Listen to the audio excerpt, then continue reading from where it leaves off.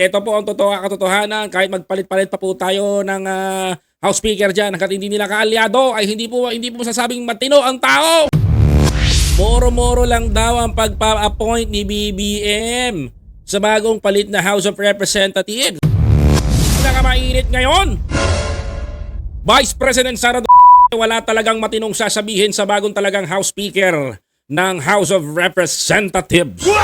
Dahil ito na naman po ang mga bagong patutsada ng Vice Presidente. Na di umano ay ito pong bagong halal na House Speaker ng House of Representatives na si Congressman D ay tila po ba hindi po satisfied itong si Buday. Ito yung katotohanan mga kababayan ko, na kahit sampalin po natin ng 100 beses yan mga kababayan ko, hindi po magtitino ang babae na yan.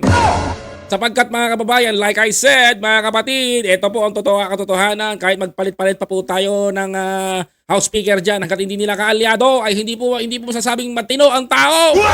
Ano man gusto ni Buday, mga kababayan ko, iupo si Pulong. Siguro may masasabi na yan si Buday pag ganon. Mga kababayan ko. Pero before that, mga kababayan ko, please don't forget to follow, like, comment, share, and subscribe to my YouTube channel para lagi kang updated sa mga biyahe ko, yung movements na ilalabas natin. Panoorin nyo ang video na ito. Si Pangulong Bongbong Marcos naman ang tila sinisigil ni Vice President Sara Duterte dahil hindi anya nito dapat hinahayaang umalis ng sa pwesto ang mga mambabatas para makaiwas sa pagkakasangkot sa mga anomalya.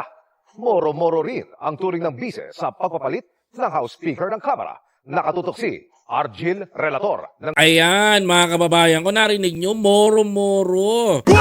Moro-moro lang daw ang pagpa-appoint ni BBM sa bagong palit na House of Representatives.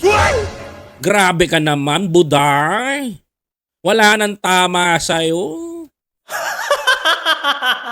Jutang Junines na to. Wala nang tama dito. O, pakinggan natin. Sa pagbabago ng liderato sa Kamara matapos magbitiw ni late Representative Martin Romualdez Si Martin nagbitiw na. at pinalitan ng bagong upong House Speaker na si Faustino D. III ng Isabela. Ayan.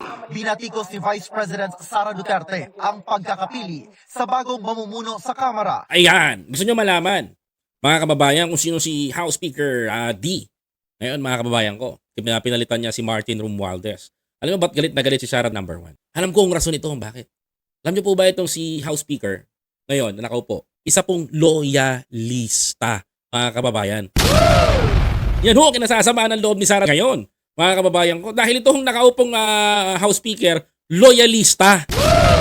Kahit itanong nyo ho kung kanino